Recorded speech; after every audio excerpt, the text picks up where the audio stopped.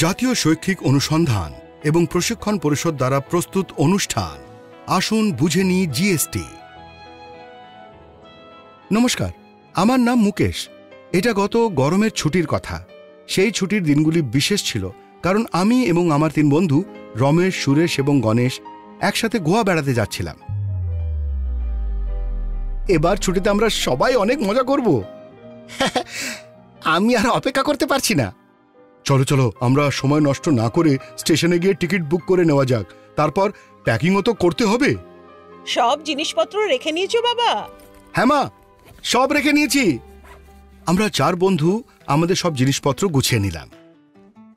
অবশেষে গোয়া যাওয়ার দিন এসেই পড়ল। আমরা সবাই খুব উৎসাহিত ছিলাম। আমাদের ট্রেনও এসে পড়ল। হোটেল বুক করে স্টেশন থেকে সোজা সেখানে পৌঁছে গেলাম। স্যার, আপনার হোটেলে আমি মুকেশের নামে 4 জনের জন্য একটা রুম বুক করিয়েছি। আগে স্যার, দয়া করে আপনারা 4 জন নিজের আধার কার্ডটা আমাকে দিন। হোটেলের কর্মচারী প্রত্যেকের আধার কার্ডের ফটোকপি করে নিল আর আমাদের রেজিস্টারে স্বাক্ষর করতে বলল। আমি আমাদের রুমের চাবি নিলাম, কিন্তু আমি যেই মালপত্র নিয়ে সিঁড়ির দিকে ঘুরলাম, আমার কিছু মনে পড়ল। স্যার, আপনি কি আমাকে আমার আধার কার্ডের ফটোকপি দিতে পারবেন? হ্যাঁ নিশ্চয়ই, এই নিন। একটি খুব গুরুত্বপূর্ণ কাজ করতে ভুলে গিয়েছিলাম।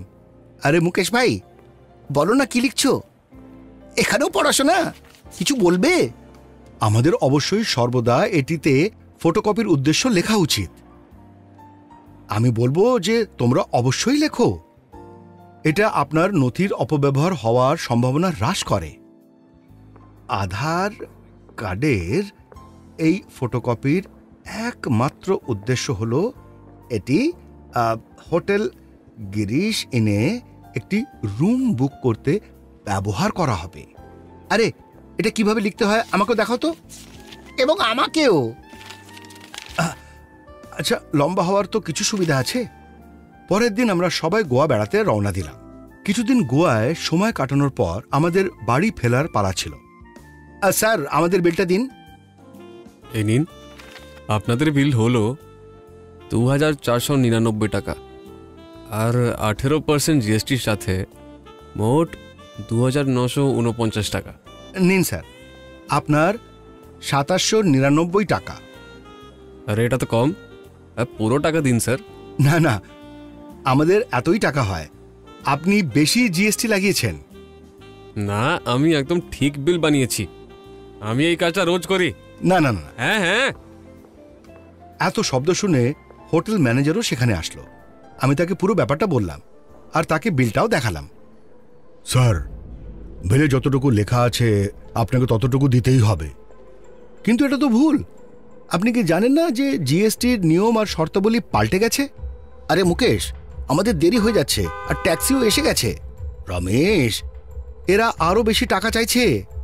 কিন্তু কেন? কারণ এরা বেশি জিএসটি লাগিয়েছে। স্যার, মুকেশ ঠিক বলেছে। আমরা শুধু এতটুকুই দেব যে উপযুক্ত। আমাদের দেরি হচ্ছে, আমাদের কথাটা বোঝার চেষ্টা করুন। আমি সেসব জানি না। আমি আপনাদের পুরো টাকা না দিয়ে যেতে দেব না। এখন আমরা এদের কিভাবে বোঝাবো? আরে বন্ধুরা, আমাদের ট্রেন যেন মিস না হয়, এদের বোঝানোর কি অন্য কোনো উপায় আছে? এখন আমরা কি করব? আমাদের ট্যাক্সি ড্রাইভার অপেক্ষা করছে। তখন আমার মনে পড়ল যে ভারত সরকারের ওয়েবসাইটেও জিএসটির সব তথ্য দেওয়া হয়েছে। এই দেখুন, 18 জুলাই 2022-এর পর থেকে জিএসটির নিয়ম আর শর্তাবলী পাল্টে গেছে। এই অনুসারে যদি আপনার বিলের সর্বনিম্ন পরিমাণ হয় 1001 টাকা এবং সর্বোচ্চ পরিমাণ 7500 টাকা, তাহলে তার উপর 12% জিএসটি প্রযোজ্য হবে। এবং যদি সেই পরিমাণ 7500 টাকার বেশি হয়, তবে 18% জিএসটি প্রযোজ্য হবে। আমাদের ক্ষমা করবেন স্যার, এখন থেকে আমরা বদলে যাওয়া নিয়মের পুরো তথ্য রাখবো স্যার, আর সেইগুলো আজ থেকেই আমরা লাগু করব। তারপর যথাযথ বিল মিটিয়ে আমরা 4 জন ট্যাক্সিতে বসে স্টেশনের উদ্দেশ্যে রওনা দিলাম। চল চলো, তাড়াতাড়ি চলো। যথাসময় স্টেশনে পৌঁছে গেছি। আমাদের ছুটির অনেক মধুর স্মৃতি নিয়ে আমরা গোয়া থেকে বাড়ি যাচ্ছিলাম। তাই এই ছিল আমাদের গরমকালের ছুটির রোমাঞ্চকর গল্প। এখনই আপনারা শুনছিলেন জাতীয় শৈক্ষিক অনুসন্ধান এবং পরিষদ দ্বারা প্রস্তুত অনুষ্ঠান আসুন বুঝে নিই জিএসটি। ক্ল্যাপার এন্টারটেনমেন্ট দ্বারা অনুবাদ এবং রেকর্ডিং সহযোগিতা। Program coordinator professor Usha Sharma. Academic support यचना गुप्ता।